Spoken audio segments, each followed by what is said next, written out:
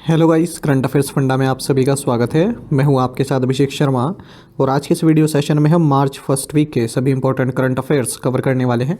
हमेशा की तरह आप इस वीडियो को अंत तक जरूर देखिएगा, काफ़ी कुछ आपको जानने के लिए मिलेगा। सेशन की शुरुआत करने से पहले आप सभी को बताना चाहूँगा, यदि आप हमारे daily current affairs PDF, weekly PDF, monthly PDF और हर महीने के banking and economic awareness PDF चाहते हैं तो करंट अफेयर्स फंडा का 1 मेंबरशिप प्लान आप ज्वाइन कर सकते हैं, जिसका लिंक आपको वीडियो के डिस्क्रिप्शन में या फिर फर्स्ट कमेंट में मिल जाएगा। आपको बता दें, इस 1 ईयर मेंबरशिप प्लान के तहत जितना भी हमारा पीडीएफ कंटेंट है हम आपको पीडीएफ फॉर्मेट में प्रोवाइड कराते हैं। इसके लिए चाहे तो आप हमारी करंट अफेयर्स फंडा ऐप को इंस्टॉल कर सकते हैं या फिर वेब एक्सेस भी कर सकते हैं करंट अफेयर्स फंडा ऐप से, ठीक है। और दूसरा कोर्स हमारा बैंकिंग अवेयरनेस से संबंधित है। कंप्लीट बैंकिंग अवेयरनेस हमने आपको इसमें पढ़ाई है, जो आपके मेंस एग्जाम और इंटरव्यू के लिए भी हेल्पफुल रहेगी। साथ ही एसएससी, रेलवे और स्टेट पीसी जैसे एग्जाम्स में इंडियन इकोनॉमी के जो की कंसेप्ट्स होते हैं, जिन पर बार बार क्वेश्चंस पूछे जाते हैं, वो भी इसमें कवर कराए गए हैं। इंश्योरेंस सेक्टर्स एग्जाम्स का भी मटेरियल इसमें प्राप्त हो जाएगा। 1 साल की वैलिडिटी इन दोनों कोर्सेज की है और दोनों ही courses current affairs fund app पर मिल जाएंगे। डेमो वीडियो लेक्चर्स और पीडीएफ्स भी अवेलेबल हैं, उन्हें आप देख सकते हैं। एक आइडिया आपको लग जाएगा किस तरह का कंटेंट हम आपको इन दोनों कोर्सेज में प्रोवाइड करा रहे हैं। फिर भी कोई डाउट अगर आपका आता है तो हमारा कस्टमर केयर नंबर है 8448169188, इस पर आप कॉल कर सकते हैं या फिर व्हाट्सएप करके भी जानकारी प्राप्त कर सकते हैं। चलिए फिर करते हैं शुरुआत इस वीडियो सेशन की। Who has been appointed as the 11th chairperson of SEBI? SEBI के 11वें अध्यक्ष के रूप में किसे नियुक्त किया गया है? ऑप्शंस आपके सामने हैं। सही आंसर ऑप्शन डी है, तुहिन कांता पांडे। देखिए, इंडिया के जो फाइनेंस सेक्रेटरी हैं तुहिन कांता पांडे, इन्हें securities and exchange board of India यानी कि सेबी का 11th चेयरपर्सन नियुक्त किया गया है। 3 साल के लिए इनकी अपॉइंटमेंट की गई है। इस पोजीशन पर ये माधवीपुरी बूच इन्हें सक्सीड कर रहे हैं, जिनका टेन्योर 28 फरवरी 2025 को समाप्त हो गया है। ये सेबी की फर्स्ट वुमेन चेयरपर्सन रही। सेबी की बात करें तो ये एक नॉन स्टैट्यूटरी बॉडी के तौर पर इस्टेब्लिश किया गया था 12 अप्रैल 1988 को, लेकिन इसको स्टैट्यूटरी स्टेटस मिला 1992 में, ठीक है, securities and exchange board of India act 1992 के तहत। और कब अस्तित्व में आए? 30 जनवरी 1992 को। इसका हेडक्वार्टर्स मुंबई में है और 20 डिपार्टमेंट्स इसके अंदर आते हैं। अब 2 टर्म आप देख रहे हैं, नॉन स्टैट्यूटरी बॉडी और स्टैट्यूटरी बॉडी। सबसे पहले ये नॉन स्टैट्यूटरी बॉडी था। इसका मतलब इसको किसी पार्लियामेंट एक्ट के जरिए इस्टेब्लिश नहीं किया गया था, केवल एक एग्जीक्यूटिव ऑर्डर के जरिए। जैसे नीति आयोग है, वो भी एक नॉन स्टैट्यूटरी बॉडी है, क्योंकि उसे किसी एक्ट, पार्लियामेंट में किसी एक्ट के जरिए उसको इस्टेब्लिश नहीं किया गया है, ठीक है। उसको भी केवल एक एग्जीक्यूटिव ऑर्डर या फिर किसी रेजोल्यूशन द्वारा इस्टेब्लिश किया गया है। लेकिन जब आप एक्ट के जरिए किसी बॉडी को इस्टेब्लिश करते हैं तो वो स्टैट्यूटरी बॉडी होती है। और ऐसी बॉडी जो आपके संविधान में दी हुई है वो होती है constitutional body. What is the theme for zero discrimination day this year? इस वर्ष शून्य भेदभाव दिवस की थीम क्या है? ऑप्शंस आपके सामने हैं। सही आंसर ऑप्शन बी है, we stand together. Zero discrimination day ये 1 मार्च को हर साल मनाया जाता है और इस साल 2025 में इसका थीम रहेगा वी स्टैंड टुगेदर। अच्छा, वर्ल्ड सी ग्रास डे भी 1 मार्च को ही मनाया जाता है। 2025 में इसका थीम है healthy sea grass, healthy planet. What is the base year for the reserve bank of India's house price index? भारतीय रिजर्व बैंक के आवास मूल्य सूचकांक के लिए आधार वर्ष क्या है? ऑप्शंस आपके सामने हैं। सही आंसर ऑप्शन ए है, 2010-11। रिजर्व बैंक ऑफ इंडिया ने अपना क्वार्टरली हाउस प्राइस इंडेक्स, जिसका बेस ईयर 2010-11 है, इसे रिलीज कर दिया है 2024-25 के 3rd क्वार्टर के लिए। तो 10 मेजर सिटीज़ का डेटा यहाँ पर लिया जाता है कि क्वार्टरली वहाँ पर हाउस प्राइस कितना बढ़ा है। तो all India house price index ये 3.1% बढ़ा है ईयर ऑन ईयर बेसिस पर 2024-25 से 3rd क्वार्टर में, ठीक है। और अगर हम इसे कंपेयर करें प्रीवियस क्वार्टर से तो वहाँ 4.3% बढ़ा था, और अगर हम 1 साल पहले से कंपेयर करें तो 3.8% बढ़ा था। और 8.1% सबसे ज़्यादा हाईएस्ट ग्रोथ रही है कोलकाता में और 0.1% सबसे कम रही है कानपुर में। सीक्वेंशियल बेसिस पर अगर हम देखें, ठीक है, यानी कि क्वार्टर वाइज, तो ऑल इंडिया एचपीआई ये 0.4% बढ़ा है इस 3rd क्वार्टर में 2024-25 में। Which minerals have been reclassified as major minerals recently by the government of India? हाल ही में भारत सरकार द्वारा किन खनिजों को प्रमुख खनिजों के रूप में पुनः वर्गीकृत किया गया है? ऑप्शंस आपके सामने हैं। सही आंसर ऑप्शन सी है, बैराइट्स, फेल्सफर, माइगा एंड क्वार्ट्स। देखिए मिनिस्ट्री ऑफ माइंस ने बैराइट्स, फेल्सफर, माइका और क्वार्ट्स इन्हें मेजर मिनरल्स के तौर पर कैटेगराइज किया है। इससे इनके एक्सप्लोरेशन का काम भी तेज होगा, ठीक है, माइनिंग भी इनकी आसानी से हो पाएगी। इससे पहले ये माइनर मिनरल्स के तौर पर क्लासीफाई थे। मेजर मिनरल्स वे होते हैं जिन्हें सेंट्रल गवर्नमेंट द्वारा रेगुलेट किया जाता है mines and minerals development and regulation act 1957 के तहत।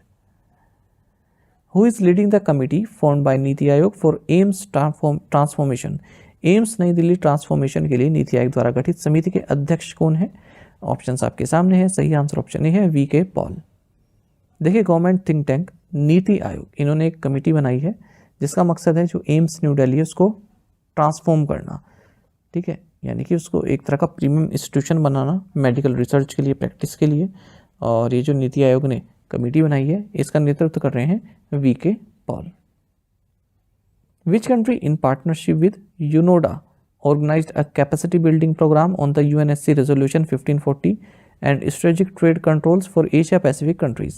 यूनोडा के साथ साझेदारी में किस देश ने यूएनएससी संकल्प 1540 और एशिया प्रशांत देशों के लिए रणनीतिक व्यापार नियंत्रण पर क्षमता निर्माण कार्यक्रम का आयोजन किया है? ऑप्शंस आपके सामने हैं। सही आंसर ऑप्शन ए है, इंडिया। देखिए गवर्नमेंट ऑफ इंडिया ने United Nations Office for Disarmament Affairs UNODA इनके साथ मिलकर कैपेसिटी बिल्डिंग प्रोग्राम ऑर्गेनाइज किया है। और किससे संबंधित है capacity building program? United nation security council resolution 1514 और strategic trade controls for Asia Pacific countries. कहाँ पर किया गया इसको आयोजित? National academy of customs direct indirect taxes and narcotics, Palasamudram, Andhra Pradesh में। तो 24 government experts from 8 countries from Bangladesh, Cambodia, Indonesia, Iraq, Laos, Maldives, Sri Lanka, Thailand, इन्होंने पार्टिसिपेट इसमें किया है। Under which category was Datia airport in Madhya Pradesh licensed as a public airport? Madhya Pradesh में दतिया हवाई अड्डे की श्रेणी के तहत सार्वजनिक हवाई अड्डे के रूप में लाइसेंस दिया गया। सही आंसर ऑप्शन सी है, 3C/VFR। देखिए director general of civil aviation, इन्होंने जो दतिया एयरपोर्ट है इसको पब्लिक एयरपोर्ट के तौर पर रिकॉग्नाइज कर लिया है अंडर 3C/VFR कैटेगरी के अंदर, ठीक है। तो 8th पब्लिक एयरपोर्ट होगा ये मध्य प्रदेश का, पब्लिक यूजेस के लिए इसको अवेलेबल रखा गया है। देखिए सितंबर 2024 से पहले केवल 5 लाइसेंस्ड एयरपोर्ट्स थे जो पब्लिक यूज़ के लिए थे यहाँ पर, जैसे भोपाल, इंदौर, जबलपुर, खजुराहो और ग्वालियर।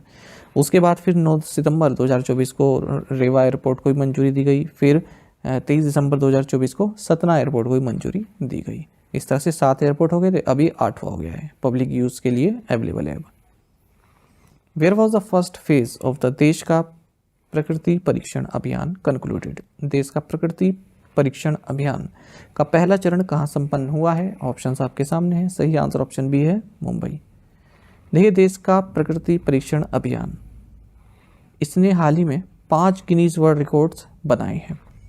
और पहले आपको ये बता दें कहाँ पर हुआ है। National commission for Indian system of medicine ने ministry of AYUSH government of India के साथ मिलकर फर्स्ट फेज ऑफ देश का प्रकृति परीक्षण अभियान इसको ऑर्गेनाइज किया मुंबई में। तो ये 5 रिकॉर्ड बने। The most pledges received for a health campaign in 1 week, ठीक है, most pledges receive for a health campaign in 1 month, most pledges received for a health campaign, largest online photo album of the people displaying a digital certificate और largest online video album of people saying the same sentence. अब ये जो record है इसके बारे में आपको ये जानने की नीड नहीं है कि सब कितनी प्लेजेस ली गई, ठीक है, कितनी फ़ोटो एल्बम ली गई, ये सब की ज़रूरत नहीं है, केवल इतना आप पढ़ लीजिएगा। Which bank has partner with the professional golf tour of India PGTI as its official banking partner? किस बैंक ने अपने आधिकारिक बैंकिंग भागीदार के रूप में professional golf tour of India के साथ भागीदारी की है? ऑप्शंस आपके सामने हैं। सही आंसर ऑप्शन डी है, इंडसइंड बैंक। इंडसइंड बैंक ने अपनी पार्टनरशिप अनाउंस की है professional golf tour of India के साथ, इसका ऑफिशियल बैंकिंग पार्टनर ये बना है। तो बैंकिंग पार्टनर के तौर पर जो भी PGTI इवेंट्स होते हैं, ठीक है, वहाँ पर बैंक उनको स्पॉन्सर करेगा, ठीक है। स्पॉन्सर करना है उसका मकसद होता है जब बैंकिंग पार्टनर बन जाते हैं आप, ठीक है। इसके तहत जो कपिल देव हैं प्रेसिडेंट हैं PGTI के और अमनदीप चोवल हैं CEO हैं इस PGTI के, तो इन सब की लीडरशिप में 20 से ज़्यादा टूर्नामेंट्स पूरे साल भर में आयोजित किए जाएंगे। जो इंडसइंड बैंक के पायनियर कस्टमर हैं वो भी इसमें पार्टिसिपेट कर सकते हैं इन टूर्नामेंट्स में। How many classical dancers participated in creating the Guinness world record for a classical dance relay marathon at the Khajuraho dance festival. Khajuraho नृत्य महोत्सव में शास्त्रीय नृत्य रिले मैराथन का गिनीज वर्ल्ड रिकॉर्ड बनाने में कितने शास्त्रीय नृत्यकों ने भाग लिया? ऑप्शंस आपके सामने हैं। सही आंसर ऑप्शन बी है 139।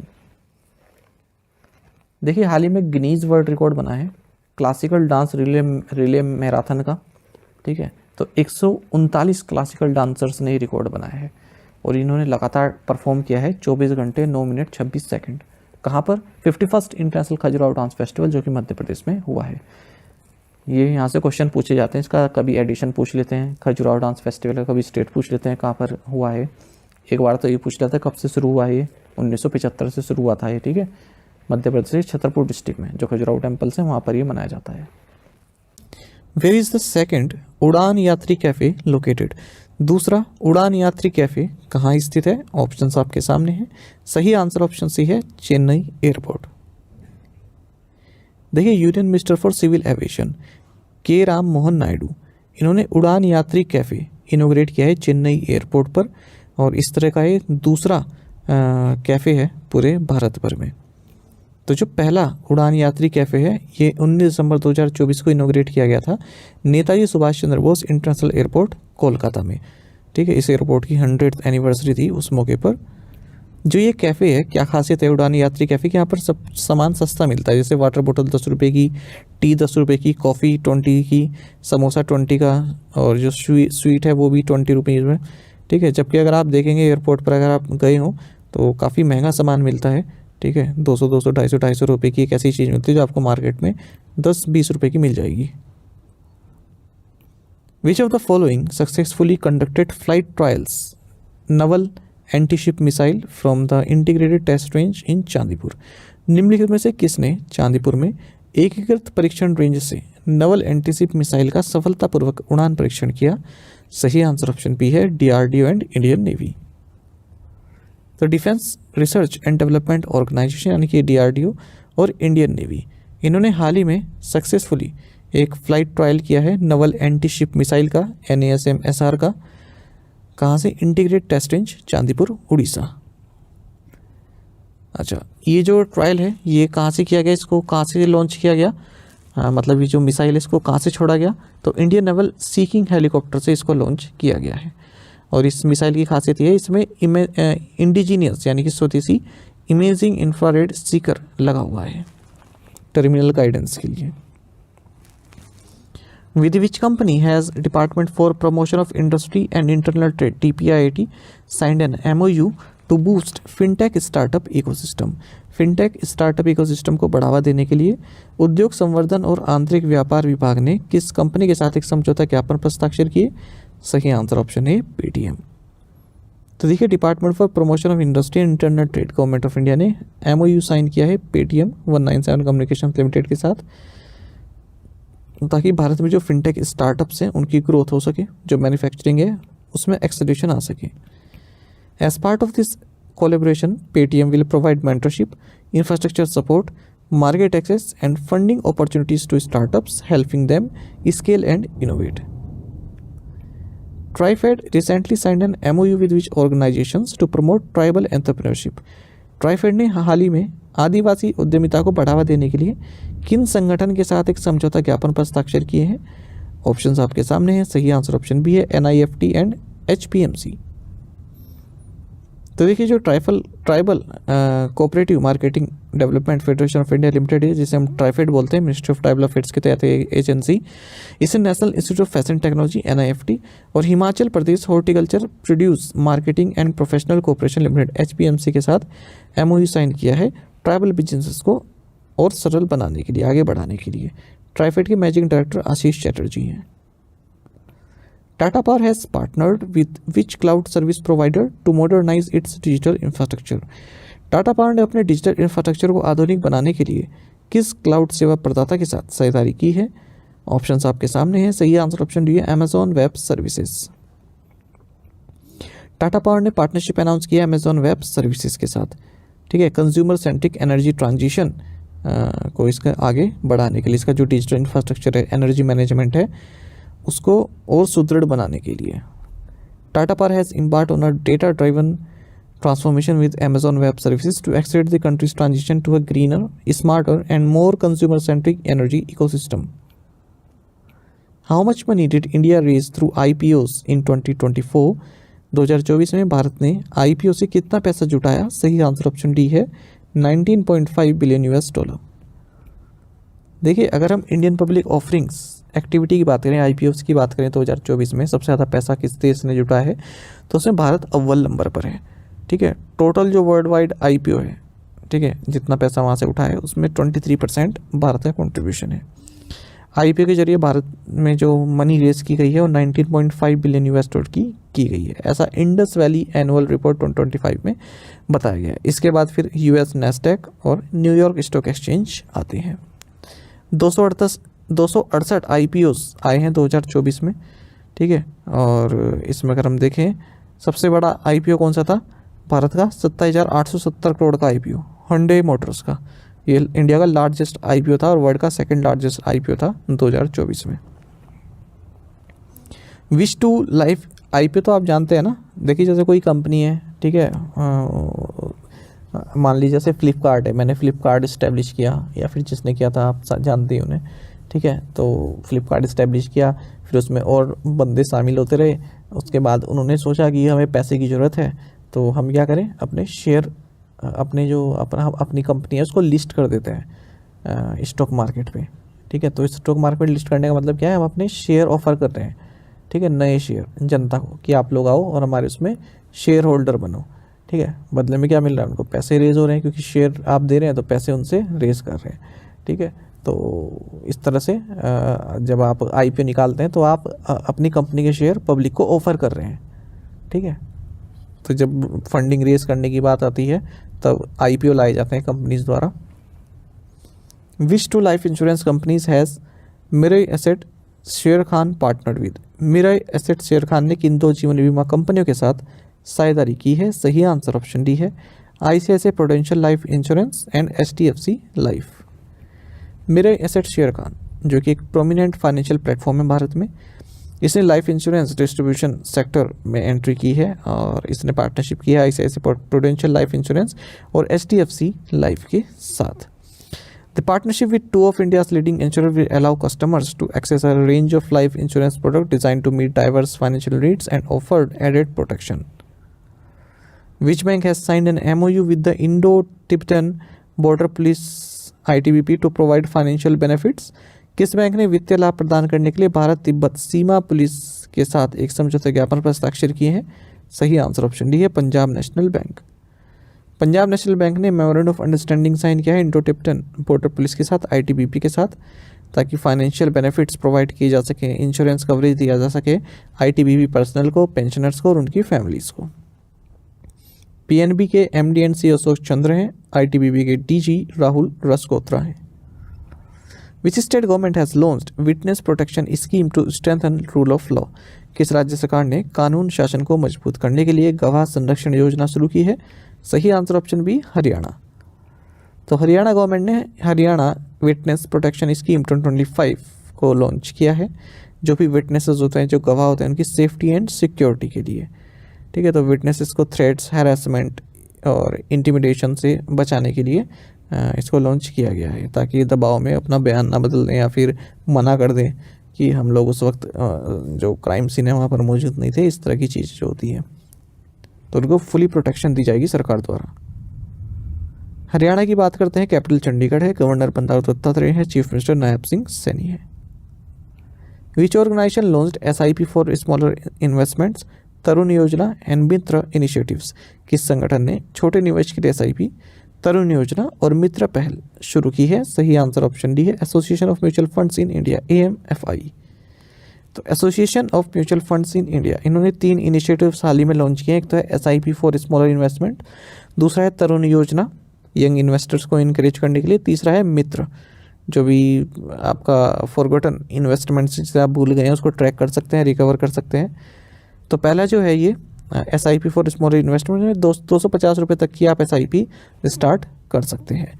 दूसरी तरुण योजना, तो जो यंग इन्वेस्टर्स हैं उनको इनकरेज किया जाएगा। इवन स्कूल का जो करिकुलम होता है उसमें भी फाइनेंशियल लिटरेसी आपको जो है मतलब ऐड की जाएगी ताकि उन्हें पता चले किस तरह से इन्वेस्टमेंट होता है। मित्र यानी कि mutual fund investment tracing and retrieval assistant platform, ये हमने पहले ही पढ़ा था, सेबी ने लॉन्च किया था इस तरह का प्लेटफॉर्म। तो सेबी के साथ मिलकर ही एएमएफआई ने इनिशिएटिव लॉन्च किए हैं। तो ये जो लास्ट वाला है मित्र, इसमें क्या है, किसी का म्यूचुअल फंड को अपना ट्रैक करना हो, भूल गया हो कोई इन्वेस्टमेंट अपनी करके, तो वो भी यहाँ पर आसानी से प्राप्त कर सकता है। On which date is world wildlife day WWD celebrated every year? प्रत्येक वर्ष विश्व वन्य जीव दिवस कब मनाया जाता है? ऑप्शंस आपके सामने हैं। सही आंसर ऑप्शन सी है 3 मार्च। देखिए, world wildlife day WWD ये हर साल 3 मार्च को सेलिब्रेट किया जाता है। 2025 में वर्ल्ड वाइल्ड लाइफ डे का थीम रहेगा wild life conservation, finance, investing in people and planet. ये जो डे है थाईलैंड द्वारा प्रपोज किया गया था। 3 मार्च ही क्यों सेलेक्ट किया गया? क्योंकि 3 मार्च 1973 को साइट्स यानी कि convention on international trade in endangered species of wild fauna and flora, जिसे वॉशिंगटन कन्वेंशन कहते हैं, इसे साइन किया गया था। What was India's GDP growth in Q3 of fiscal year 25? Q3 of fiscal year 25 में भारत की GDP वृद्धि दर कितने प्रतिशत रही है? ऑप्शंस आपके सामने हैं। सही आंसर ऑप्शन डी है 6.2%। देखिए, जो अक्टूबर से दिसंबर 2024 का क्वार्टर रहा है, उसमें जो भारत की रियल ग्रोस डोमेस्टिक प्रोडक्ट यानी कि GDP है 6.2% से ग्रो की है। ठीक है, तीसरा क्वार्टर है। देखिए, क्वार्टर कहाँ शुरू होता है? अप्रैल से। अप्रैल, मई, जून फर्स्ट क्वार्टर, जुलाई, अगस्त, सितंबर सेकंड क्वार्टर, अक्टूबर, नवंबर, दिसंबर थर्ड क्वार्टर, और जनवरी, फरवरी, मार्च फोर्थ क्वार्टर। फिर उसके बाद अप्रैल से फिर नया क्वार्टर शुरू हो जाता है। तो बात हो रही है थर्ड क्वार्टर की। तो 6.2% से ग्रो की है हमारी जो GDP है, और इससे जो प्रीवियस क्वार्टर था उसमें 5.6% की ग्रोथ देखने के लिए मिली थी। ठीक है, तो उससे तो अच्छी है। तो ये डेटा रिलीज़ किया गया है, ऑफिशियल डेटा है ये, नेशनल स्टैटिस्टिक्स ऑफिस द्वारा, NSO द्वारा हाल ही में जारी किया गया है। लेकिन जो ये 6.2 ग्रोथ है, अगर हम इसको 2023 से कंपेयर करें, अक्टूबर से दिसंबर 2023 के पीरियड में, तब 9.5% की ग्रोथ देखी गई थी। तो उससे तो कम ही है अब की बार।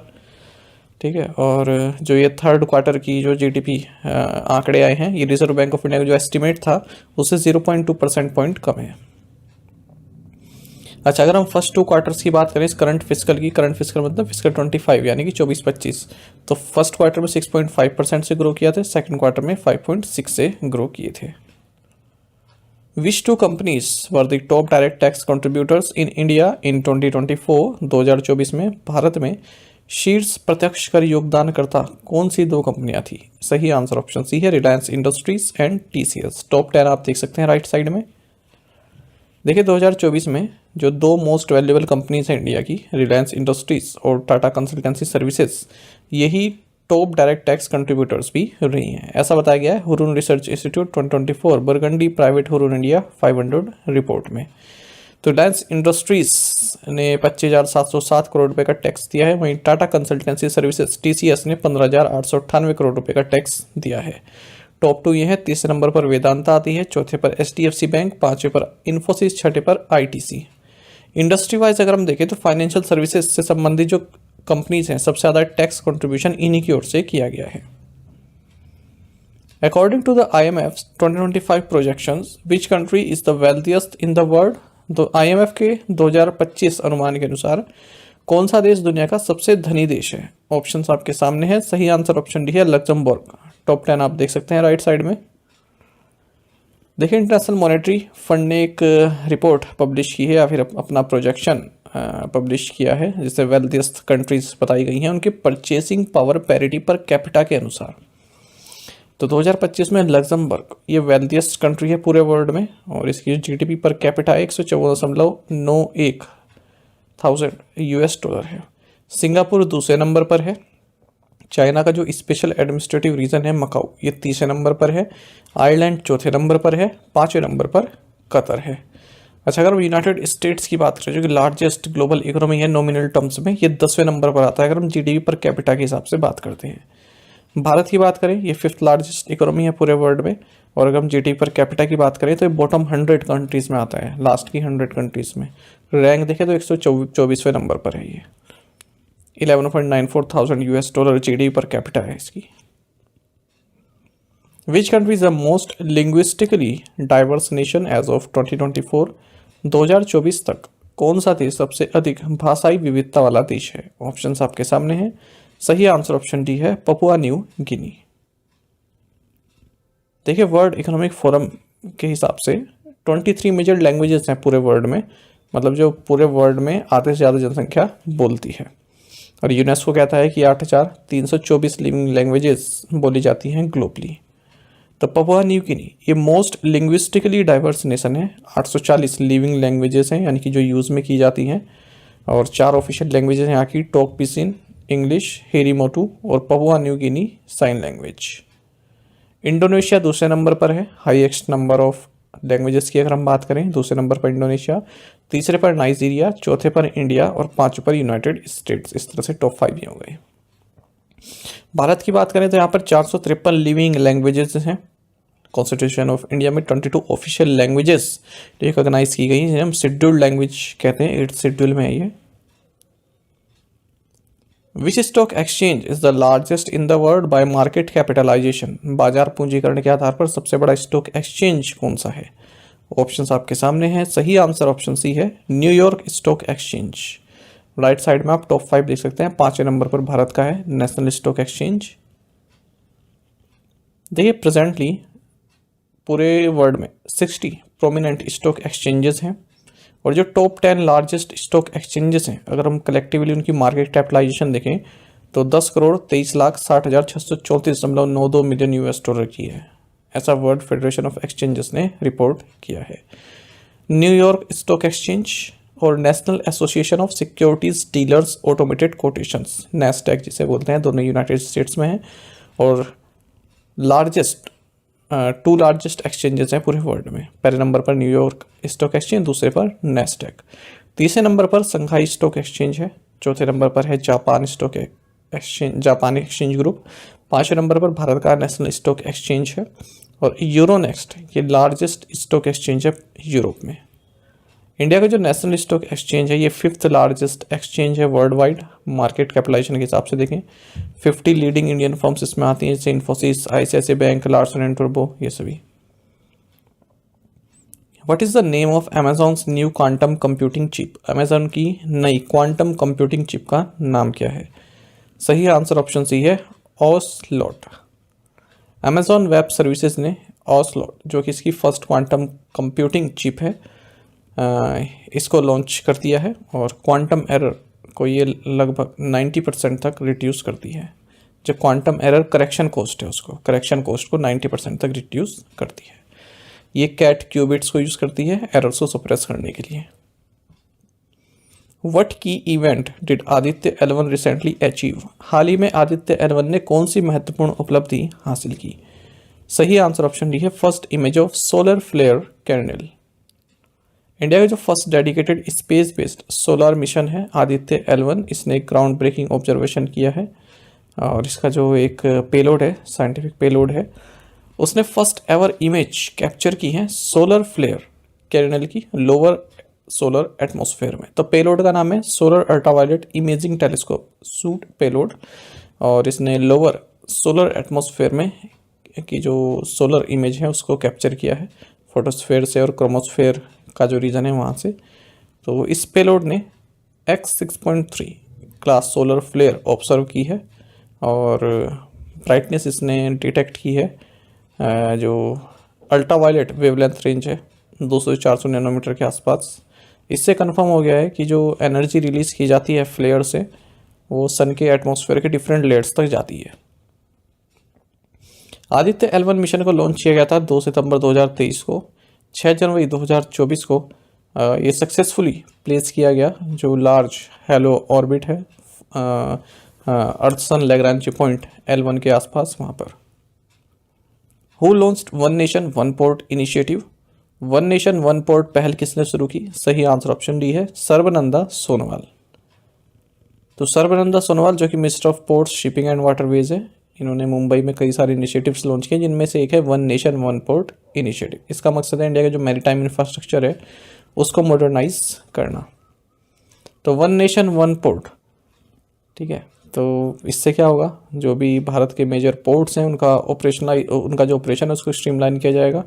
इनकन्सिस्टेंसीज जो है उनको रिमूव किया जाएगा। डॉक्यूमेंटेशन में जो इनकन्सिस्टेंसीज जो आती है डॉक्यूमेंटेशन में उनको रिमूव किया जाएगा। प्रोसेसेस में जो आती है और जिनके कारण इनएफिशिएंसी बढ़ती है, कॉस्ट इंक्रीज होती है, डिले होते हैं। तो जो कंटेनर ऑपरेशन डॉक्यूमेंट का जो वर्क है वो 33% तक कम होगा। वहीं बल्क कार्गो डॉक्यूमेंट्स का जो वर्क है वो 29% तक कम होगा। साथ ही इन्होंने सागर आकलन भी लॉन्च किया है, जो कि लॉजिस्टिक्स पोर्ट परफॉर्मेंस इंडेक्स है। अच्छा, भारत ग्लोबल पोर्ट्स कंसोर्टियम और मैत्री ऐप भी इनके द्वारा लॉन्च किया गया है। Which initiative led by Anant Ambani has won the प्राणी मित्र नेशनल अवार्ड। अनंत अंबानी के नेतृत्व वाली की इस पहल ने प्राणी मित्र राष्ट्रीय पुरस्कार जीता है। सही आंसर ऑप्शन ए है वनतारा। अनंत अंबानी का जो वनतारा है, ठीक है, इसको प्राणी मित्र नेशनल अवार्ड दिया गया है गवर्नमेंट ऑफ इंडिया द्वारा। एनिमल वेलफेयर में जो इस प्रोजेक्ट द्वारा एक्सेप्शनल कंट्रीब्यूशन दिया गया है उसको रिकॉग्नाइज किया गया है। कॉर्पोरेट कैटेगरी में ये अवार्ड इन्हें दिया गया है। ठीक है, जो भी एफर्ट रहा है Radhe Krishna temple elephant welfare trust का, जो कि वनतारा इनिशिएटिव है एलिफेंट्स के रेस्क्यू के लिए, ट्रीटमेंट के लिए, उनके लाइफ लॉन्ग केयर के लिए इसको अवार्ड दिया गया है। तो वनतारा क्या है, एक एलिफेंट केयर सेंटर है, आप सभी जानते ही होंगे। 240 रेस्क्यूड एलिफेंट्स हैं यहाँ पर, इसमें 30 एलिफेंट तो सर्कसेस से हैं। 100 से ज़्यादा एलिफेंट लॉगिंग इंडस्ट्री या फिर अदर साइट से जो रेस्क्यू किए गए एलिफेंट हैं, जैसे राइट से, स्ट्रीट बैंकिंग से, वो सभी। When is world hearing day observe. विश्व श्रवण दिवस कब मनाया जाता है। सही आंसर ऑप्शन बी है March 3। तो वर्ल्ड हियरिंग डे ये हर साल 3 मार्च को मनाया जाता है। 2025 में इस डे का थीम रहा changing mindsets, empower yourself to make ear and hearing care a reality for all. India and which country have decided to establish a new communication link between their border guarding forces। Bharat और किस देश ने अपने सीमा रक्षक बलों के बीच एक नया संचार लिंक स्थापित करने का निर्णय लिया है। सही आंसर ऑप्शन डी है बांग्लादेश। तो भारत और बांग्लादेश ने एक कम्युनिकेशन लिंक इस्टेब्लिश करने का डिसाइड किया है, जो भी इन दोनों देशों के जो डिप्टी कमांडर्स होते हैं बॉर्डर्स में उनके बीच में। एक हॉटलाइन भी जो है ओपन की जाएगी इफेक्टिव कम्युनिकेशन के लिए। बांग्लादेश और इंडिया का जो बॉर्डर है वो 4096 किलोमीटर लॉन्ग है और 5th लॉन्गेस्ट लैंड बॉर्डर है पूरे वर्ल्ड में। आसाम में 262 किलोमीटर का है, त्रिपुरा में 856 किलोमीटर का है, 318 किलोमीटर का मिजोरम में है, मेघालय में 443 किलोमीटर, सबसे लंबा है वेस्ट बंगाल में 2217 kilometre long. Which ministry launch the Aadhaar good governance portal. किस मंत्रालय ने आधार सुशासन पोर्टल लॉन्च किया। सही आंसर ऑप्शन डी है ministry of electronics and information technology. तो ministry of electronics and information technology इन्होंने Aadhaar good governance portal launch किया है।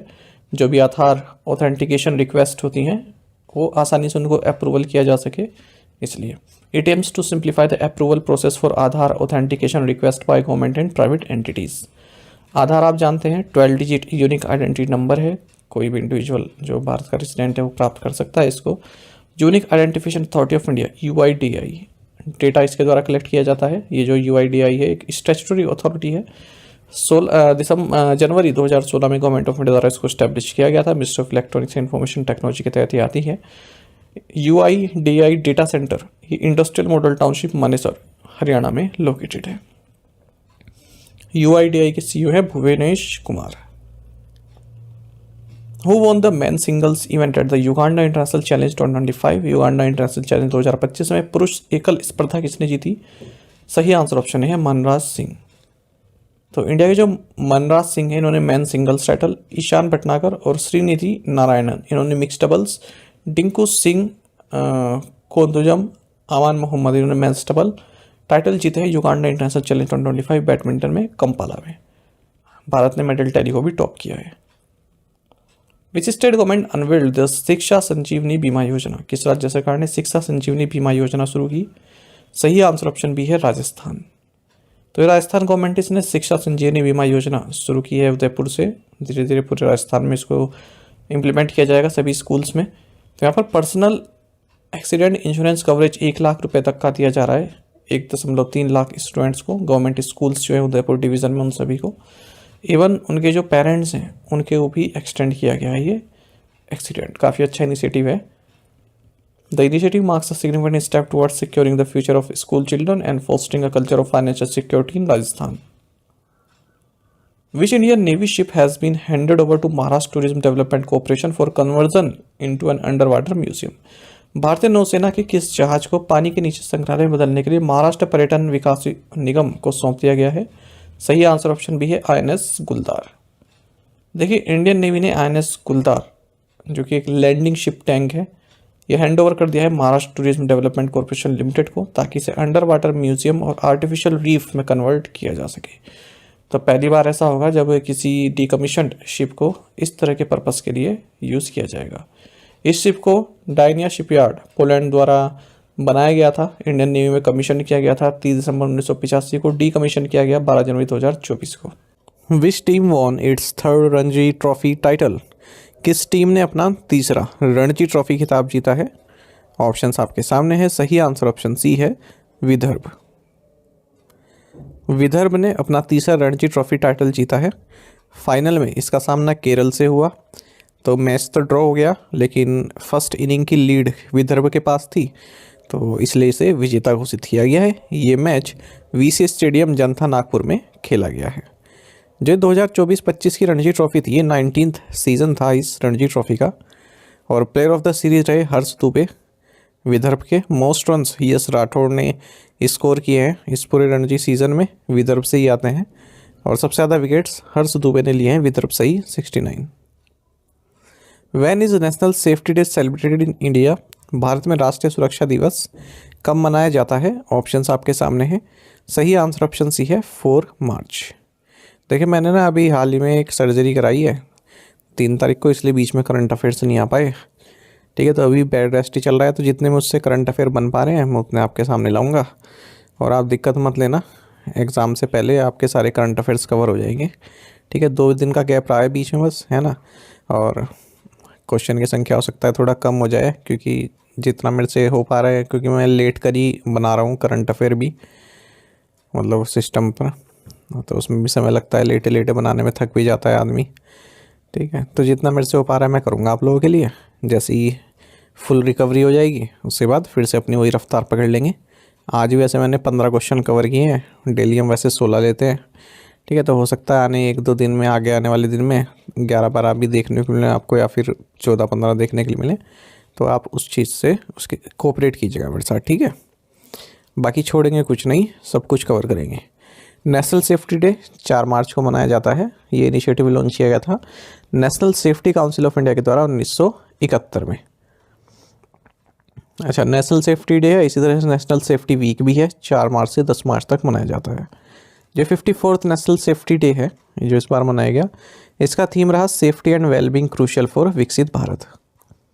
जो नेशनल सेफ्टी काउंसिल है, इसकी स्थापना गवर्नमेंट ऑफ इंडिया द्वारा 4 मार्च 1966 को की गई थी। ये स्टेट पीसीएस एग्ज़ाम या फिर और जो स्टेट से संबंधित एग्ज़ाम आता है ना, उनमें पूछ लेते हैं नेशनल सेफ्टी काउंसिल की स्थापना कब की गई थी, 1966 में। विच एयरपोर्ट इज वर्ल्ड्स बिजिएस्ट इन 2025? 2025 में कौन सा हवाई अड्डा विश्व का सबसे व्यस्त हवाई अड्डा है? ऑप्शंस आपके सामने हैं। सही आंसर ऑप्शन भी है Dubai international airport. Right side में आप लिस्ट देख सकते हैं टॉप 10 की। तो OAG डेटा के अनुसार दुबई इंटरनेशनल एयरपोर्ट ये वर्ल्ड का बिजिएस्ट एयरपोर्ट है, और दूसरे नंबर पर हार्ट्सफील्ड जैक्सन एटलांटा इंटरनेशनल एयरपोर्ट आता है यूएस का, ये सेकंड बिजिएस्ट एयरपोर्ट है। तीसरे नंबर पर जापान में स्थित टोक्यो इंटरनेशनल हैनेडा एयरपोर्ट आता है। चौथे नंबर पर आता है शंघाई पुडोंग इंटरनेशनल। लंदन का जो हीथ्रो एयरपोर्ट है, ये यूरोप का बिजिएस्ट एयरपोर्ट है, और 5वें नंबर पर ग्लोबली आता है। अगर हम भारत से बात करें तो 8वें नंबर पर दिल्ली एयरपोर्ट है। अगर हम सबसे बिजी एयरपोर्ट की बात करें, भारत में तो हाईएस्ट कैपेसिटी वाला है भी ये एयरपोर्ट, और बिजिएस्ट भी भारत में यही है, और वर्ल्ड में ये 8वें नंबर पर है। Where is Vantara the animal rescue conservation and rehabilitation centre located?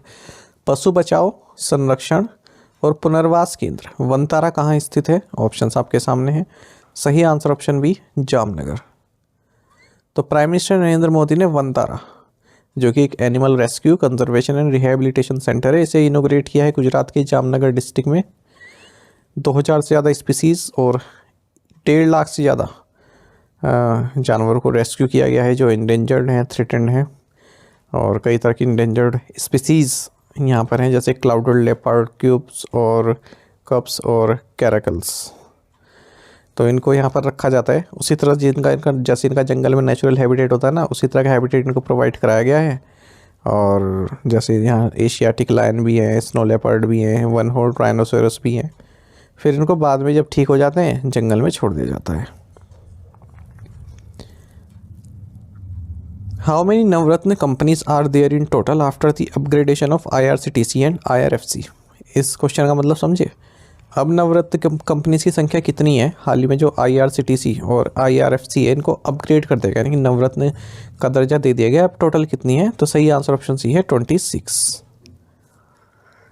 देखिए, सेंट्रल गवर्नमेंट ने Indian railway catering and tourism corporation यानी कि IRCTC और इंडियन रेलवे फाइनेंस कॉरपोरेशन यानी कि IRFC इन्हें अपग्रेड कर दिया है। और जो IRCTC है ये 25th और IRFC ये 26th नवरत्न कंपनी बन गई है। टोटल अब 26 नवरत्न कंपनी है। अच्छा, जितनी भी 7 सेंट्रल पब्लिक सेक्टर एंटरप्राइजेस हैं इंडियन रेलवेज़ की, या इंडियन रेलवेज़ की जो भी कंपनीज़ हैं 7 जो लिस्टेड हैं, ठीक है, अब उन सबको नवरत्न स्टेटस मिला हुआ है। ओवरऑल इंडियन रेलवेज़ के तहत 12 सेंट्रल पब्लिक सेक्टर एंटरप्राइजेज आती है, लेकिन सभी की सब लिस्टेड नहीं है। लिस्टेड मतलब स्टॉक मार्केट पर नहीं है वो भी। नवरत्न महारत्न के बाद की कैटेगरी है और मिनी रत्न से ऊपर की कैटेगरी है, ठीक है। सबसे पहले पर महारत्न, फिर नवरत्न, फिर मिनी रत्न। तो नवरत्न स्टेटस जब दे देते हैं इसका फ़ायदा ये होता है कि जो कंपनी है जिसे नवरत्न स्टेटस मिला है, अब वो 1000 करोड़ रुपए तक का इन्वेस्टमेंट या फिर अपनी जो उनकी नेटवर्थ है उसका 15% तक का इन्वेस्टमेंट सरकार की बिना अप्रूवल के कर सकते हैं। सरकार के अप्रूवल की ज़रूरत नहीं होती है। डिपार्टमेंट ऑफ पब्लिक एंटरप्राइजेज जो कि मिनिस्ट्री ऑफ फाइनेंस के तहत आता है, ये चयन करते हैं नवरत्न स्टेटस के लिए। 6 इंडिकेटर्स आते हैं, ठीक है, मतलब अलग अलग स्कोर होते हैं। तो अगर कि कोई कंपनी इन इंडिकेटर्स में 60 या इससे ऊपर का स्कोर ऑब्टेन करता है तो उसे नवरत्न स्टेटस के लिए एलिजिबल माना जाता है। अच्छा, 5 और अगर हम इंडियन रेलवे कंपनीज की बात करें जिन्हें नवरत्न स्टेटस प्राप्त है IRCTC और IRFC से पहले, कंटेनर कॉर्पोरेशन ऑफ इंडिया है, रेल विकास निगम लिमिटेड है, राइट्स लिमिटेड है, एयरकॉन इंटरनेशनल लिमिटेड है और RailTel corporation of India limited है। कॉनकोर की अगर हम बात करें, फर्स्ट रेलवे नवरत्न कंपनी है, जुलाई 2014 में इसे मान्यता प्राप्त हुई नवरत्न की। What amount of monetary penalty was imposed by the RBI on the Hong Kong and Shanghai Banking Corporation Limited? RBI द्वारा हांगकांग और शंघाई बैंकिंग कॉर्पोरेशन लिमिटेड पर कितनी राशि का मौद्रिक जुर्माना लगाया गया है? ऑप्शंस आपके सामने हैं। सही आंसर ऑप्शन ए है 66.60 लाख रुपीज़। तो रिजर्व बैंक ऑफ इंडिया ने 66.60 लाख रुपए का मॉनेटरी पेनल्टी लगाई है Hong Kong and Shanghai banking corporation limited पर। आरबीआई के जो नो योर कस्टमर और भी अलग अलग जो डायरेक्शंस हैं उनका अनुपालन इसके द्वारा नहीं किया गया। ये आने वाले एग्जाम में क्वेश्चन पूछा जा सकता है। आरबीआई ने 33.10 लाख रुपए की मॉनेटरी पेनल्टी लगाई है आईएफएल समस्ता फाइनेंस लिमिटेड पर भी। एनबीएफसी से संबंधित डायरेक्शंस का अनुपालन नहीं किया। अच्छा, आरबीआई संबंधित एक और न्यूज़ है। जापान और इंडिया ने एक बायलैटरल स्वैप अरेंजमेंट अपना रिन्यू किया है, ठीक है। और जो साइज है इस बायलैटरल स्वैप अरेंजमेंट का ये अनचेंज रहा है, यानी कितना है 75 बिलियन यूएस डॉलर रहेगा। Who was awarded the CEO of the Year at the Forbes India Leadership Awards 2025? Forbes India Leadership Awards 2025 में CEO of the Year किसे चुना गया? सही आंसर ऑप्शन सी है राजेश जेजुरीकर। राजेश जेजुरीकर महिंद्रा एंड महिंद्रा के हैं ये। इन्हें CEO ऑफ द ईयर नियुक्त किया गया है, माफ़ कीजिएगा CEO ऑफ द ईयर चुना गया है 14th edition of Forbes India leadership awards 2025 में। और कुछ अवार्ड्स देख लेते हैं इसी में जो दिए गए हैं। Entrepreneur of the year Shubham Maheshwari first prize है।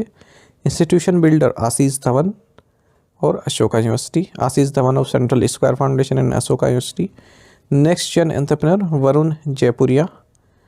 टर्न अराउंड स्टार ये इंडियन होटल्स कॉर्पोरेशन लिमिटेड को दिया गया है। Icons of excellence J Shah जो कि चेयरमैन है आईसीसी के, Shyam Srinivasan veteran banker, Mohit Joshi tech Mahindra से, अजय सिंह स्पाइसजेट से, कैटरीना कैफ के ब्यूटी से। Outstanding startup award browser stack को दिया गया, इमर्जिंग इनोवेटर अवार्ड बगवर्क्स रिसर्च को दिया गया, प्रोमिसिंग स्टार्टअप मिनिमलिस्ट को दिया गया, क्लाइमेट वॉरियर इंदिरा वाटर को दिया गया। Who was given additional charge of the post of secretary department of revenue, राजस्व विभाग के सचिव पद का अतिरिक्त प्रभार किसे दिया गया है? सही आंसर ऑप्शन ए अजय सेठ। तो इकोनॉमिक अफेयर सेक्रेटरी हैं अजय सेठ, इन्हें एडिशनल चार्ज दिया गया है सेक्रेटरी डिपार्टमेंट ऑफ रेवेन्यू का। क्यों दिया गया? क्योंकि इस पद पर पहले तुहिन कांता पांडे थे, पर उन्हें अब securities and exchange board of India यानी कि सेबी का चेयरमैन बना दिया गया है।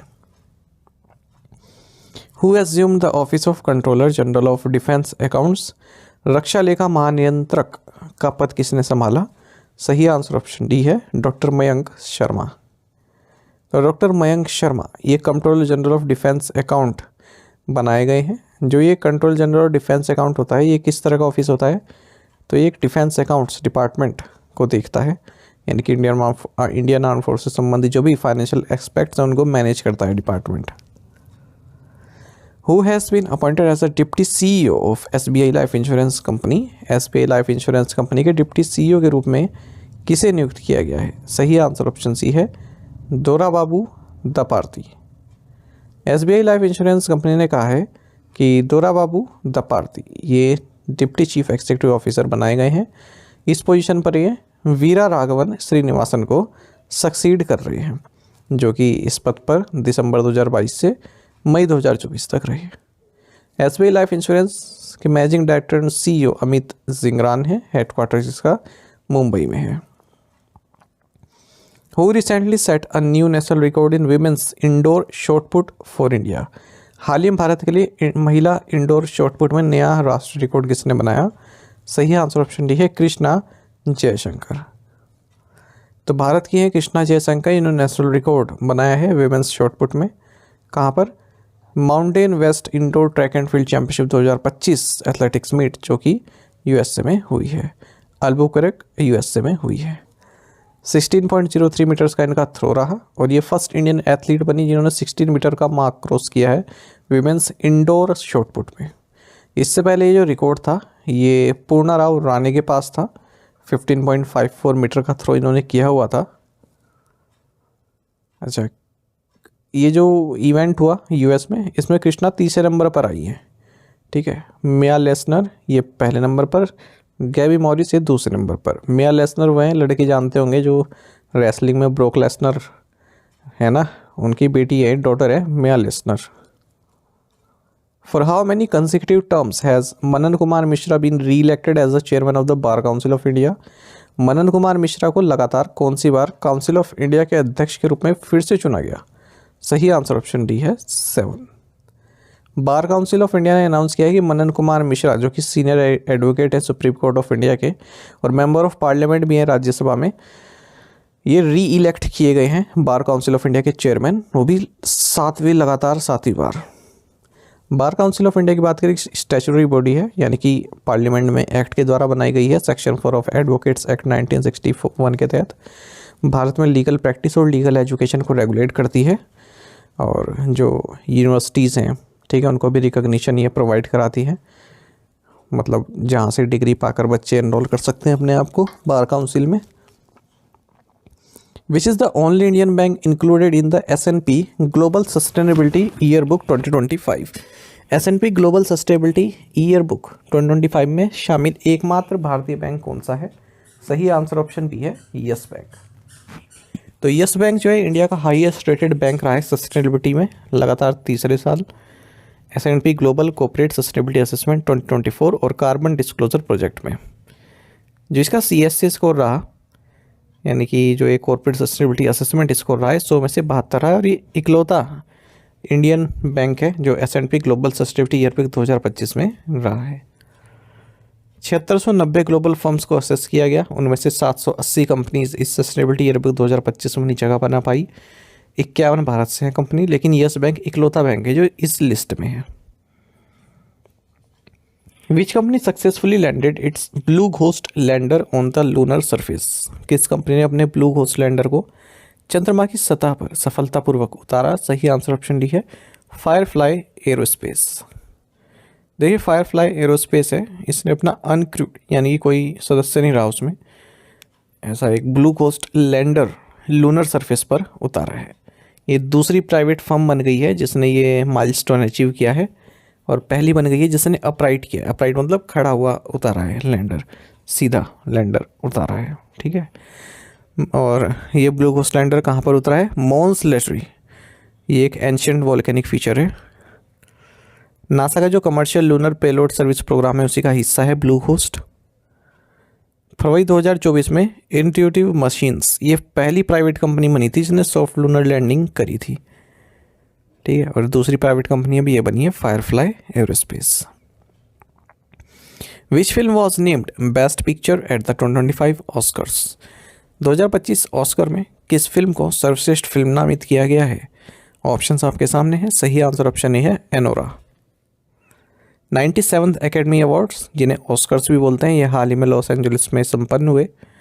2024 की जो बेस्ट फिल्म्स हैं या फिर और भी कई सारी कैटेगरीज में अवार्ड दिए गए साल 2024 के लिए देख लेते हैं। Best picture Anora, best director Sean Baker Anora के लिए ही, best actress in leading role Mikey Madison Anora के लिए।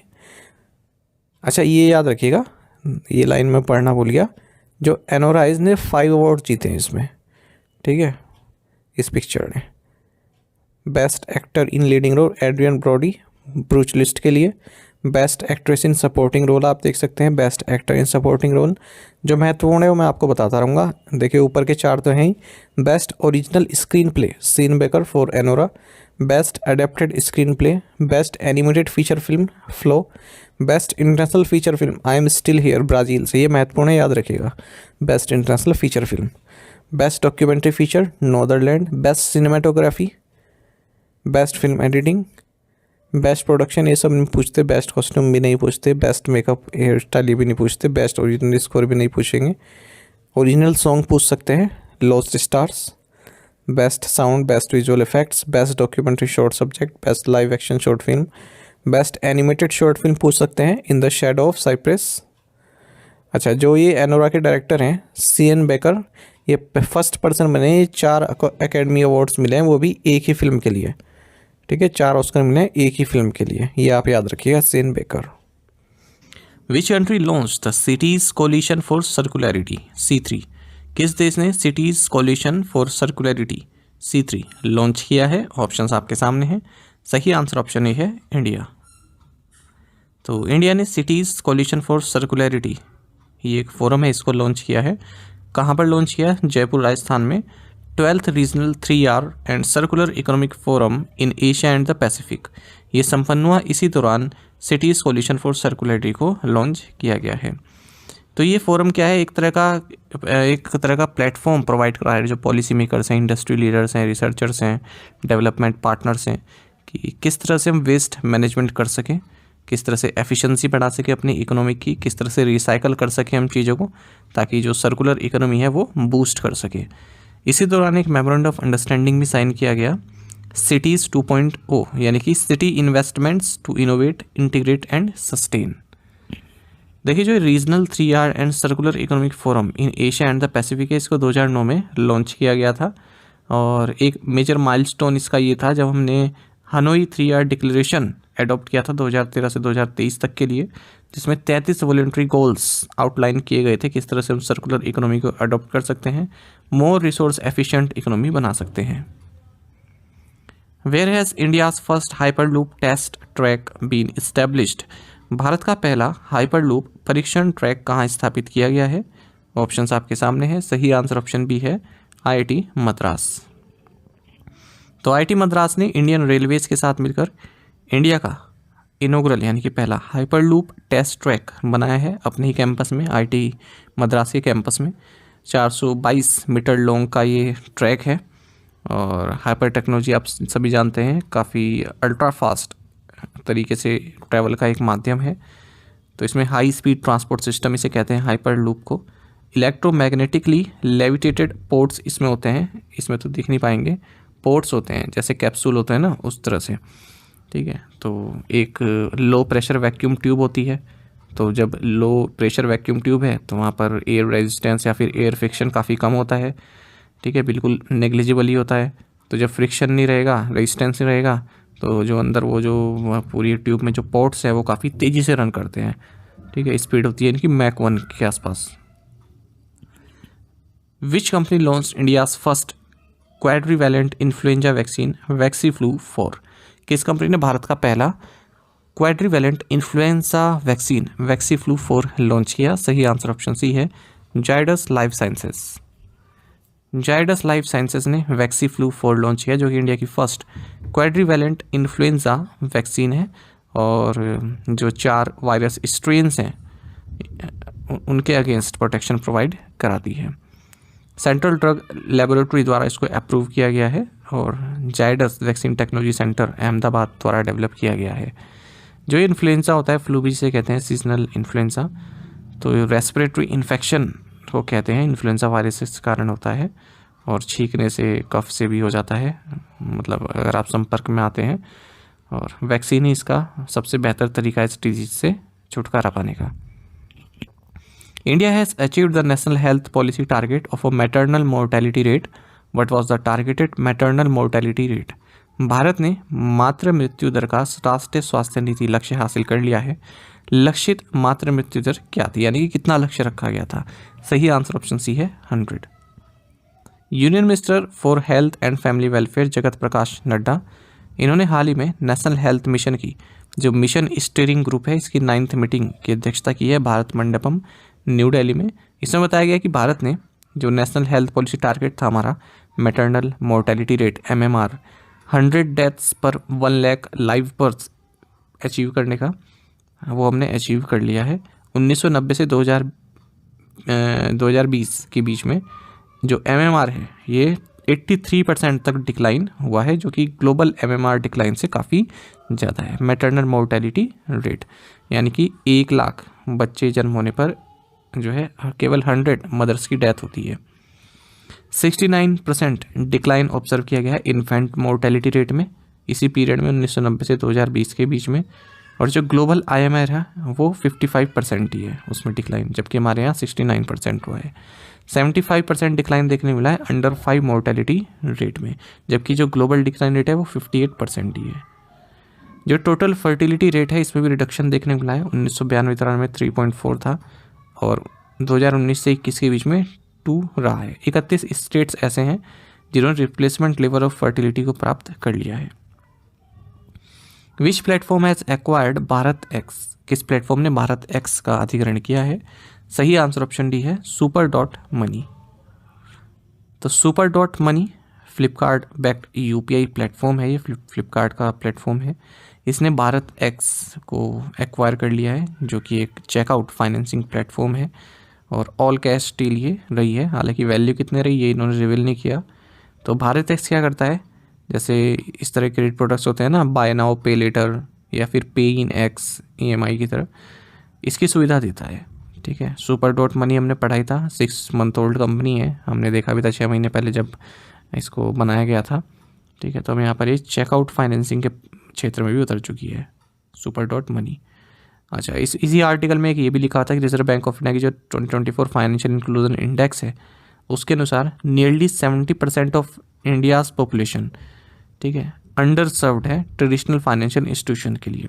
यानी कि 75% जो इंडिया की पॉपुलेशन है उनको फाइनेंशियल इंस्टीट्यूशन से क्रेडिट नहीं मिल पाता है, क्योंकि या तो उनके एरिया में फाइनेंशियल इंस्टीट्यूशंस नहीं है या फिर वो इस तरह की क्रेडिट सुविधा नहीं देते हैं। और केवल 27% एडल्ट्स के पास ही क्रेडिट सुविधा है। Who did Saurabh Ghoshal defeat in the final of the octane Sydney classic 2025? Octane Sydney classic 2025 के फाइनल में सौरभ घोषाल ने किसे हराया? सही आंसर ऑप्शन डी है, अब्दुल रहमान नसर। सौरभ घोषाल ने अपना रिटर्न किया है, संन्यास से वापस आए हैं, स्क्वैश प्लेयर हैं, और ओक्टेन सिडनी क्लासिक 2025 जो कि ऑस्ट्रेलिया में हुआ इसे जीत लिया है। इन्होंने हराया है फाइनल में अब्दुल रहमान नसर को, ये इजिप्ट के हैं। IM-2 mission is aimed at landing on which celestial body. IM-2 mission का लक्ष्य किस खगोलीय पिंड पर उतरना है? सही आंसर ऑप्शन बी है मून। एलन मस्क के स्पेस एक्स ने सक्सेसफुली IM-2 मिशन को लॉन्च किया है और 2025 की ये थर्ड मून लैंडिंग है और इसमें एथना नोवा सी क्लास लूनर लैंडर को यूज़ किया गया है। ये मिशन लॉन्च किया गया इंट्यूटिव मशीन्स के द्वारा और स्पेस एक्स फाल्कन 9 रॉकेट से इसने अपनी उड़ान भरी केप कैनवेरल से। IM-2 मिशन के साथ कई सारे साइंटिफिक इंस्ट्रूमेंट्स भी गए हैं जो कि क्रिटिकल डेटा गैदर करेंगे लूनर सरफेस से संबंधित, खास करके जो मॉन्स मोर्टन रीजन है मून पर उससे संबंधित। विच institution is establishing India's first centre for advanced research on addictive behaviour? कौन सी संस्था भारत का पहला centre for advance research on addictive behaviour स्थापित कर रही है? सही आंसर ऑप्शन सी है एम्स दिल्ली। देखिए, all India institute of medical sciences Delhi ये इंडिया का first centre for advance research on addictive behaviours establish कर रही है ताकि जो इंक्रीजिंग प्रॉब्लम आ रही है इंटरनेट एंड टेक्नोलॉजी एडिक्शन की चिल्ड्रन के बीच में और जो भी यंग पीपल हैं उनके बीच में, उसे टैकल किया जा सके। Indian council of medical research द्वारा अप्रूव कर दिया गया है इस सेंटर को और इस सेंटर का मकसद है जो प्रॉब्लमेटिक टेक्नोलॉजी यूज़ है, इसका इम्पैक्ट हमारे मेंटल हेल्थ पर, उसको किस तरह से एड्रेस किया जाए वो इस सेंटर पे होगा। This centre will focus on prevention, early detention and intervention strategies to help individuals struggling with excessive technology use. Asian Development Bank has approved a $200 million loan for developing climate and disaster resilient sewerage and drainage infrastructure in which Indian city. एशियाई विकास bank ने किस भारतीय शहर में जलवायु और आपदा प्रतिरोधी सीवरेज और जल निकासी बुनियादी ढांचे विकास के लिए $200 मिलियन के ऋण को मंजूरी दी है? सही आंसर ऑप्शन ए है कोलकाता। तो एशियन डेवलपमेंट बैंक ने $200 मिलियन का लोन अप्रूव कर दिया है जिसके तहत वेस्ट बंगाल के कोलकाता में सीवरेज और ड्रेनेज इंफ्रास्ट्रक्चर को इम्प्रूव किया जाएगा। These interventions will improve the living conditions and health outcomes, particularly for vulnerable groups including women and children. Go Digit General Insurance, here Digit Insurance, has partnered with which company to introduce India's first AQI-based parametric insurance policy? Go Digit General Insurance ने भारत की पहली AQI आधारित parametric बीमा policy पेश करने के लिए किस कंपनी के साथ साझेदारी की? सही आंसर ऑप्शन डी है KM दस्तूर री इंश्योरेंस ब्रोकर्स। गो डिजिट जनरल इंश्योरेंस ने KM दस्तूर री इंश्योरेंस ब्रोकर्स के साथ टीम अप किया है जिसके तहत इंडिया का first AQI based parametric insurance policy introduce की गई है। तो इसका मकसद क्या है? देखिए, दिल्ली में जब पोल्यूशन बढ़ता है, आप सभी जानते हैं, कंस्ट्रक्शन एक्टिविटीज़ को रोक दिया जाता है, उससे जो लेबर क्लास है, जो मजदूर हैं, तो वो दिहाड़ी कमा नहीं पाते या फिर अपने उनको पैसे नहीं मिल पाते क्योंकि कंस्ट्रक्शन एक्टिविटीज़ स्टॉप हो जाती है। ठीक है, तो इसी के ज़रिए ये जो इंश्योरेंस पॉलिसी लॉन्च की गई है उन्हें कंपनसेशन दिया जाएगा। तो अगर 2 बार जो AQI है वो 400 का मार्क 2 बार पार कर जाता है, ठीक है, यानी कि काफ़ी हाई पोल्यूशन उसमें दिखाता है, तो अपने आप ही जो मजदूर हैं जिन्होंने पॉलिसी ली गई है उनको कंपनसेट किया जाएगा, उन्हें अप्लाई करने की जरूरत नहीं है, अपने आप ही उनको कंपनसेट किया जाएगा।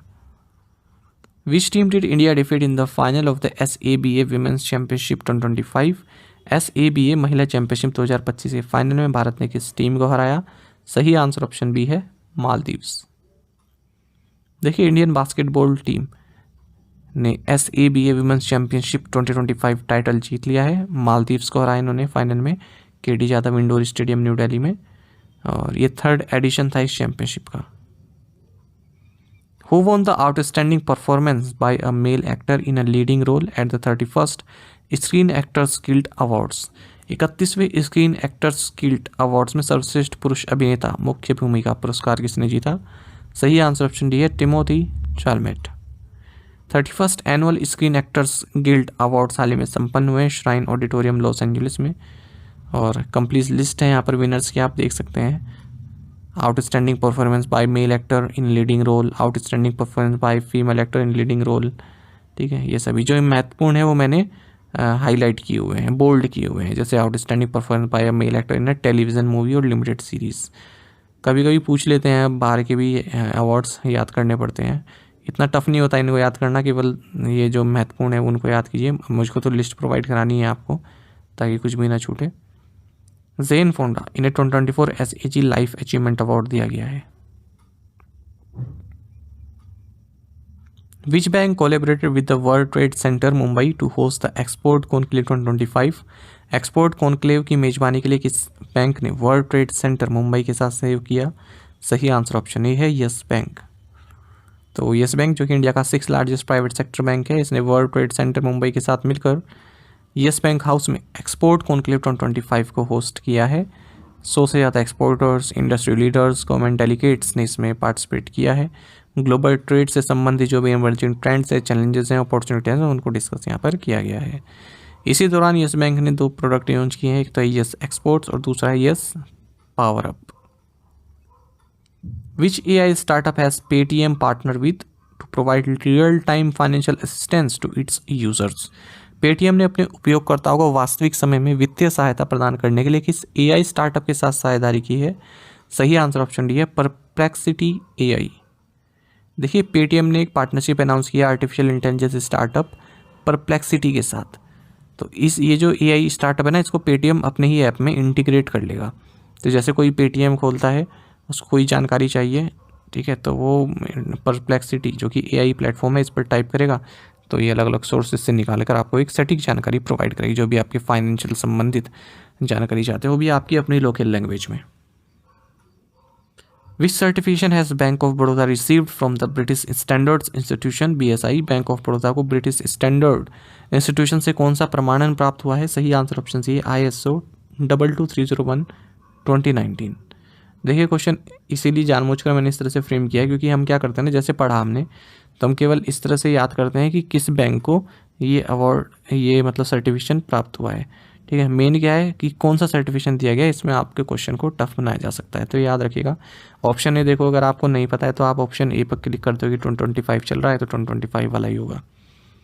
तो बैंक ऑफ बड़ौदा को ISO 22301 2019 business continuity management system certification प्राप्त हुआ है ब्रिटिश स्टैंडर्ड्स इंस्टीट्यूशन के द्वारा। तो बैंक का जो ऑपरेशनल रेजिलियंस है उसको यहाँ पर रिकॉग्नाइज़ किया गया है, जो रिस्क मैनेजमेंट कैपेबिलिटीज़ है उसको सराहा गया है ये सर्टिफिकेट देकर।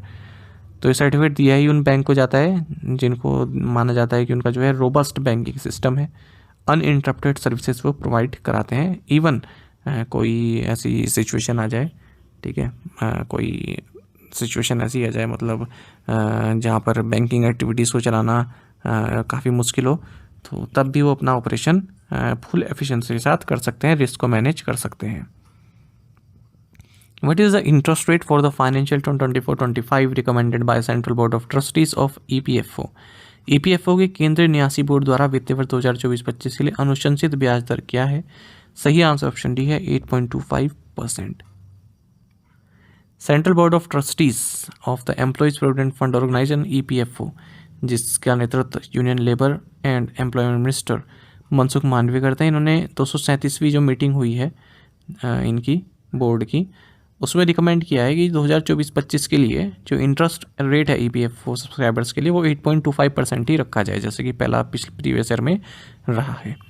ठीक है, तो फिस्कल 24 से पहले यानी कि 23-24 से पहले भी EPFO ने इंटरेस्ट रेट 8.5% रखा हुआ था 2019-20 और 20-21 के लिए। फिर इसने 2021-22 के लिए कट कर दिया, 8.1 कर दिया, जो कि 4 डिकेट्स में लोएस्ट रहा। फिर उन्हें 2022-23 में थोड़ा सा बढ़ा दिया, 8.15 कर दिया था। तो अब ये जो ministry of labour and employment की जो रिकमेंडेशन है ये फाइनेंस मिनिस्ट्री को भेजी जाएगी रेटिफिकेशन के लिए। साथ ही आप हमें टेलीग्राम पर जरूर ज्वाइन करें। करंट अफेयर्स फंडा नाम से हमारा टेलीग्राम चैनल है। Thank you guys.